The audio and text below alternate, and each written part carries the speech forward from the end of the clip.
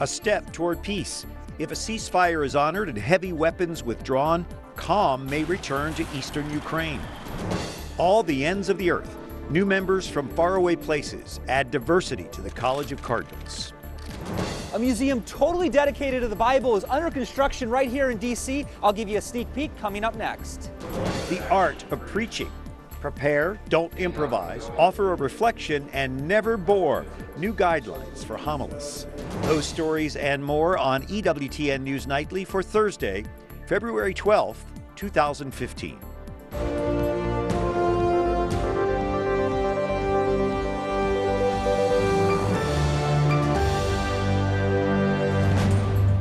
Good evening from Washington. Thank you for joining us. I'm Brian Patrick with your news now. Guns will fall silent and heavy artillery will be withdrawn if a peace deal between Russia and Ukraine holds. The agreement, brokered by France and Germany, gives Ukraine control of its border by the end of the year. Chief White House correspondent Susanne LaFrankie has more tonight. Brian, this deal is full of potential pitfalls. However, the White House said the agreement could be a significant step toward peacefully resolving the conflict. The president is urging all sides to keep their promises. Shelling continued in the eastern town of Donetsk as the leaders of Russia, Ukraine, France, and Germany negotiated a peace plan in marathon 16-hour talks. An agreement has been reached, and I believe this is more than just a glimmer of hope. But at the same time, this is a moment when things can go either way. The ceasefire between Ukrainian troops and Russian-backed rebels is to begin Sunday. The peace deal requires both sides to pull back heavy weapons from the front line, all mercenaries to leave Ukraine, all prisoners on both sides to be released, new elections in rebel-held regions, and in a major victory for Russia, Ukraine gets control over the rebel-controlled border, but only if Ukraine gives greater powers to the Russian separatists, including trade with Russia. Ukraine is also required to restore banking services to the rebel regions, which were frozen in November. The two sides still disagree on the fate of the town of Debaltseve. Putin says Ukrainian forces there should surrender because they were surrounded by rebel forces. The Obama administration welcomed the agreement, but said sanctions will remain in place for now. An agreement is a piece of paper unless it's implemented. And so what we've seen to date is that Russia and Russian-backed separatists have not taken the steps to implement. We will see what they do from here. The French-German diplomatic efforts came as President Obama considers sending lethal weapons to Ukraine, a move European nations fear would inflame hostilities. For now, the White House is taking a wait-and-see attitude. Brian? Thanks, Suzanne. And Joseph Dresen is with the Woodrow Wilson Center's Kennan Institute. The mission there is to inform Americans about Russia, Ukraine, and the surrounding states. So our European partners took the lead in these negotiations. Why was that? Well, frankly, the relations between President Obama's team and President Putin's team are just so terrible that our participation in the dialogue would not have added. And frankly, Europe has a lot more skin in this game than the United States does. So their interests are different than ours? They are different, yes. In what way? Well, their economy is much more closely tied with Russia. They get a lot of gas and other energy from Russia. And they are more eager to see sanctions relieved, at least certain members of the European Union. So it is definitely different interests, but at the same time, the United States and European Union have been very close in cooperation. Do you think Russia is trying to drive a wedge between the U.S. and its European allies? Russia always tries to drive some kind of wedge between the United States and the European Union, trying to attract the European Union members closer to the way Russia perceives things. What do you think is the most effective thing the U.S. can do now? Just stay out of it? The most effective thing is the hardest thing, and that is to stay involved, to keep with our European partners to help Ukraine succeed as a country. So to help them financially, help them implement necessary reforms to fight corruption. Sending weapons might feel good, but it really will not help the problem on the ground there. You have to remember this all started in Crimea, and Russia annexed Crimea. Where does Crimea end up with all this? This agreement has no bearing whatsoever on Crimea. Crimea has been annexed by Russia, and it will likely stay annexed by Russia for years to come. So that didn't even come up in these talks, you think? No, I don't think it's a subject in these talks. These talks were specifically to cease the fighting. The status of Crimea will be unresolved, and I think the U.S. posture towards that is very similar to our posture towards the Baltic states during the Cold War. We never recognized Soviet control over the Baltic states, and I think that will pertain to Crimea going forward. What do you think it is that Putin really wants out of all this? What Putin doesn't want is a Ukraine that is on its border, that is successful and oriented to Europe. Putin really wanted Ukraine to be a part of his European Economic Union. That did not come through when President Yanukovych fled from the Maidan, and when the new president indicated that he would throw in with European Union. That is when the current crisis really got underway. Joe Dresen with the Woodrow Wilson Center's Kennan Institute. Thanks for joining us. Thank you. Pleasure. Some of the other stories our EWTN News Nightly team has been covering in today's world. The Senate today overwhelmingly confirms President Obama's pick to run the Pentagon. Ashton Carter will be the fourth U.S. Defense Secretary of the Obama presidency. He replaces Chuck Hagel. Carter served as the Pentagon's second-ranking official from 2011 to 2013. He also worked in the Clinton administration. He'll deal with several crises worldwide, including, of course, the Islamic State terrorism and that conflict in eastern Ukraine that we just discussed. The immigration debate could shut down the Department of Homeland Security. Senate Democrats are refusing to vote on the House bill to fund the agency because it also overturns the president's executive actions on immigration. House Speaker John Boehner says it is in the Senate's hands. The House has passed its bill. We funded the Department of Homeland Security, and we stopped the president with regard to his executive actions. It's real clear. It's time for Senate Democrats to get into the game, get on the bill, and if they don't like what we've done, then they can amend it. Funding for the department runs out February 27th if a deal is not reached. Family members of 3 Muslim students shot and killed in North Carolina want answers about their deaths. Chapel Hill police are investigating the killings as a possible hate crime. The suspect, 46-year-old Craig Hicks, is in custody. He turned himself in and told police an argument over a parking spot led to the shootings. One of the victim's brothers thinks it goes much deeper. It could particularly be based around the parking spot, but the hate and the anger and the rage was not. If it has come to it where 3 amazing lives are taken from us because of a parking spot, then we are in a more desperate state than I guess any of us have ever thought we would be. Hicks is charged with 3 counts of first-degree murder in the deaths of a newlywed couple and the wife's 19-year-old sister. Wisconsin Governor Walker is in the latest 2016 presidential hopeful to travel across the pond. Scott Walker in London avoided answering questions on controversial topics. When asked about the fight against ISIS, he said it's not appropriate to discuss since he is on a trade mission. He also deflected questions on evolution and foreign policy. Walker stuck to a script discussing the long-lasting relationship between the U.S. and England and his home state's economic growth. If my state was a country, it would rank 4th in the world for cheese production, behind the United States, France, and Germany, and just above Italy. One state alone.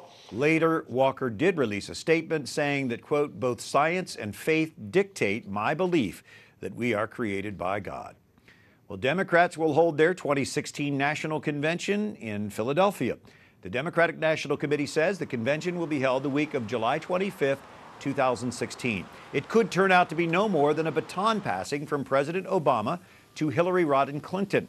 The former senator and first lady is the leading contender for the party's nomination and is widely expected to run for president.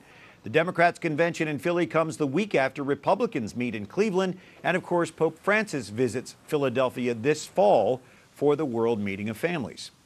Pope Francis is urging his cardinals to cooperate in reforming the Vatican bureaucracy. The Holy Father says the overhaul will help him to better govern the church and spread the faith more effectively. La meta da raggiungere è sempre quella di favorire maggiore armonia nel lavoro. Francis opened the gathering of cardinals, encouraging greater harmony and collaboration in total transparency. He summoned the leaders to Rome this week. They'll hear proposals for revamping the central government of the church. The proposals include merging smaller offices into 2 new super congregations. He wanted a simpler church, less focus on the bureaucracy, more focus on the gospel. And that meant showing the Vatican as a model of this, which meant an end to careerism, power struggles. Financial transparency is a big priority for him. 20 new cardinals will receive the red biretta and the cardinal's ring in a ceremony at the Vatican on Saturday. Many are from countries beyond the world's traditional Catholic strongholds. The Pope chose new cardinals from distant places like Tonga, Myanmar, and Cape Verde. Well, it's the first experience, the first time. I felt good. For me, it's a way to learn how to do the job as a cardinal. Francis was elected 2 years ago on a mandate from cardinals to reform the Vatican hierarchy. Let's go to our Rome correspondent, Alan Holdren. Alan, what sense are you getting from the cardinals gathered there about the proposed reforms? Well, from the beginning, they've said that these proposals would take a long time to come about, and concrete action would also take a long time. I caught up with a Canadian cardinal today between the morning meetings and the afternoon meetings, and he told me that they're basically just finding out what this proposal is, what these super congregations, these new departments could look like. It's very interesting, he said, from an outside perspective, because he's getting up to date on all of this as he takes care of his home archdiocese. For people that live here in Rome and work in the Vatican, they're all just waiting for something to happen. They're waiting for these concrete actions to take place. And in the meantime, they're not sure whether or not to carry out new initiatives because they're not sure how their department will look in a couple months' time. It is a time of transition. And certainly the College of Cardinals will be much more diverse after Saturday. What are you hearing about that? That's right. There are cardinals from all over. The cardinal from Tonga, obviously. There are cardinals from Vietnam, from Thailand, from Myanmar, from Burkina Faso, the first ever in this country in Africa. They really will bring a diversity, more diversity to this Cardinals College, and it'll also bring their perspectives also to these meetings that are going on right now. They're getting a perspective that they've never had before. And I think that one cardinal actually told me that this is an enriching experience for the College of Cardinals and something that they'll benefit from now and in the years to come. All right, we'll look forward to your coverage of this Saturday's creation of those new cardinals. Alan Holdren, our Rome correspondent, thank you for joining us tonight, Alan. Thank you, Ryan. Coming up.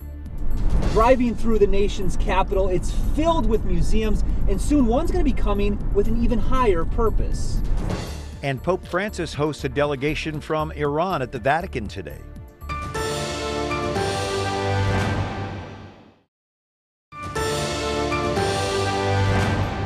Tongan Bishop Mafi becomes the first cardinal from that island nation this Saturday. The King of Tonga plans to attend the Vatican ceremony. Mafi will also be the youngest member of the college. He is 53. Thanks for joining us with EWTN News Nightly Team. I'm Brian Patrick. The White House, the Capitol, the Air and Space Museum, all popular tourist attractions here in D.C. In the future, the Bible will join them on Washington's sightseeing list. Jason Calvi has more. A place that'll point the way, to look above. It may just look like a pile of rubble, but soon this place will be transformed into a museum dedicated to the Holy Word. It's been a dream, and it's becoming a reality today. The Museum of the Bible is now under construction. We would like to invite all people to come and learn about the book that's impacted our world. So our desire is to engage all people. Steve Green is the president of Hobby Lobby Craft Stores and chairman of the museum. Since 2009, the museum family has been collecting biblical manuscripts like these. 44,000 of them. The items have been on display around the world, including the Vatican. They'll find a permanent home here, just 3 blocks from the Capitol. We were looking at several different cities, and we did a survey that showed that the museum would be best attended here. Today, plans for the 430,000 square foot museum were unveiled, transforming this warehouse into a treasury of faith. You see the floors? Yeah. Every other floor comes out because of the height. By late 2017, you'll be able to step inside these halls to check out history's all-time bestseller. Our family has had a love for the Bible that has been passed down from generations. And Green hopes to pass it on to many, many more. So what's all this going to cost, Jason? It's a pretty big price tag, about $400 million, Brian. Who pays for that? Well, it's a nonprofit, so it's paid by it's donations from thousands of people across the world. The Green family bought and purchased those gems, which we just saw in the video. All right, an ambitious project. Good story. Thank you. Well, Pope Francis hosted a member of Iran's cabinet today. The Vice President for Women's and Family Affairs sat down with the Holy Father, who, of course, is an outspoken champion of the family. The Pope took the time to graciously greet her whole entourage. He also presented the entire delegation with gifts. The Vatican dismisses rumors about a possible assassination attempt on Pope Francis. Philippine media reported a man connected with al-Qaeda planned to bomb the papal convoy in Manila last month. Reports claim police got wind of the plan and altered the route. The Vatican's Father Federico Lombardi says the stories are unfounded and sources are unreliable. Longtime 60 Minutes correspondent Bob Simon dies in a New York car crash. Police say Simon was a backseat passenger in a Lincoln Town car last night that hit a stopped car at a red light. He was unconscious when police arrived and later died. The 73-year-old journalist, described as a reporter's reporter, won 27 Emmys and 4 Peabodys during his long career. His war reporting began in Vietnam. He left on one of the last helicopters out of Saigon when the U.S. withdrew in 1975. Simon was captured by Iraqi forces during the 1991 Gulf War. He spent weeks in Iraqi prisons, along with 3 other CBS News team members. The president today signs a bipartisan bill to help prevent suicide among veterans. The Clay Hunt Suicide Prevention for American Veterans Act is named for a Marine veteran who committed suicide after serving in Iraq and Afghanistan. This bill creates a pilot program to help veterans transition from active duty, providing information on mental health services. And that tension between then and now, that struggle to make the transition from war to home, is one that Clay Hunt knew all too well. It's not a sign of weakness to ask for help, it's a sign of strength. This new law also requires the Department of Veterans Affairs suicide prevention programs to be evaluated annually by a third party. Up next, couples struggling in their marriage can look to the church for help. And putting an end to boring homilies, the Vatican releases a guide to more dynamic preaching.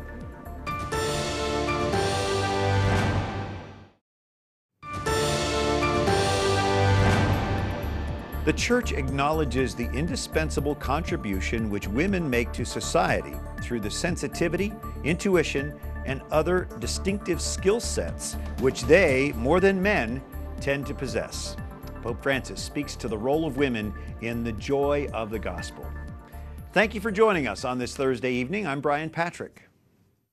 Dr. Pia de Solenni with the Augustine Institute joining us from Rome. The Institute forms Catholics for the new evangelization through academic programs. Pia, it's National Marriage Week. Marriage, we know, isn't easy. What does the Church offer couples that might be struggling? As we can see from the last synod and the reality around us, not enough. That's part of the reason that we've come up with Beloved, our new program. It's launched today, available online. And the idea is 2 things. One, to help marriages that are struggling, but also marriage prep.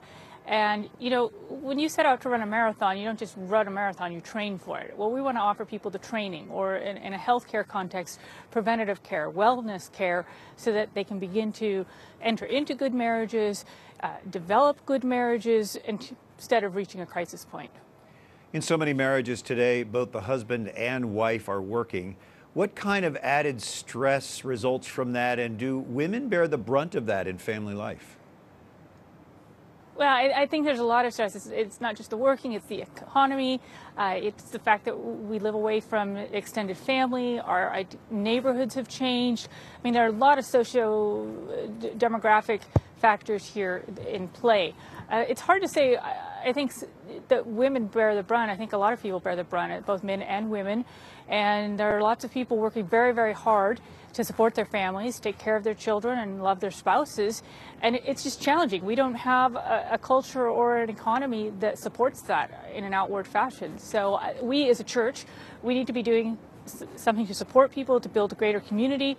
And with Beloved, our attempt is, again, this idea of preparing people for marriage and helping people in marriages to enrich their marriages, to grow deeper before you get to the crisis point. And I mean, by crisis, I mean, you're in the emergency room and you're in the ICU. No, this is the equivalent of wellness, health, preventative health for our marriages and frankly, for our families and our society and our culture. And finally, as the cardinals gather there in Rome, they're hearing suggestions, proposals for reform. The Pope has been clear that he wants to see women more involved in leadership of the church. Church teaching is clear that women cannot be ordained, so how can they be more integrated into leadership? Well, leadership exists in a lot of different ways, but first of all, it has to be servant leadership. It can't be about power, it has to be about love. On a practical level, in the Curia, there are different departments that could be headed by a woman. There's nothing canonically, it depends on the type of department that it is, but some of them, it doesn't require that a bishop or a cardinal head it. It could be a lay person, it could very well be a lay woman. Also, I'd say women like myself, we're theologians, we're involved in the church. Here, I'm the dean, the academic dean of the Augustine Institute in Orange County. It's our new satellite office. The opportunities are there, I think there are actually quite a lot of women involved.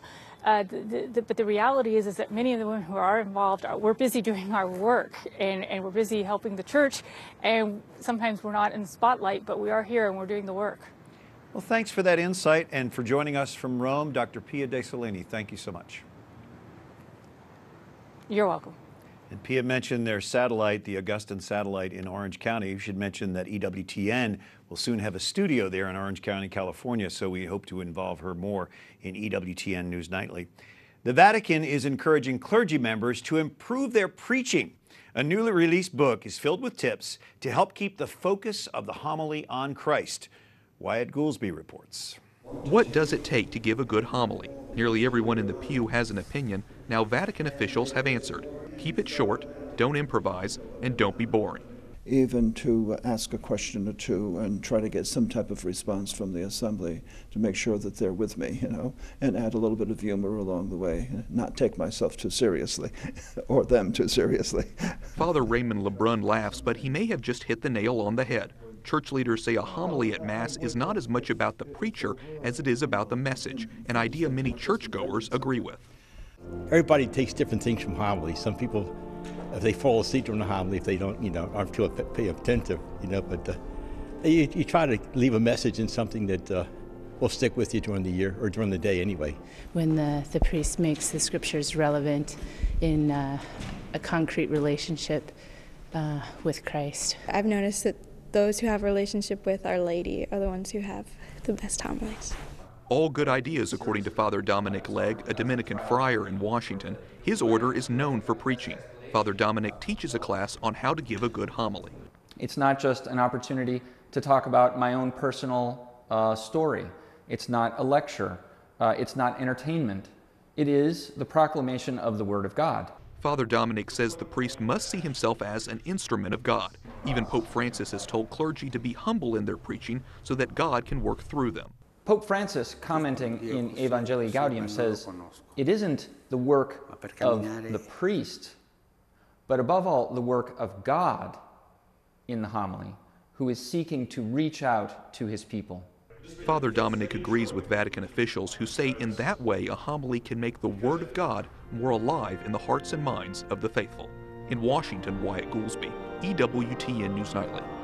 Father Dominic, of course, a Dominican, the Order of Preachers, and we're really grateful to them, and also to the Franciscan Missionaries of the Eternal Word, specifically Father Patrick Mary, who is our chaplain here at EWTN News Nightly. We look forward to Mass often after EWTN News Nightly, and we also have adoration and benediction, and Father also offers the sacrament of confession, which we often need.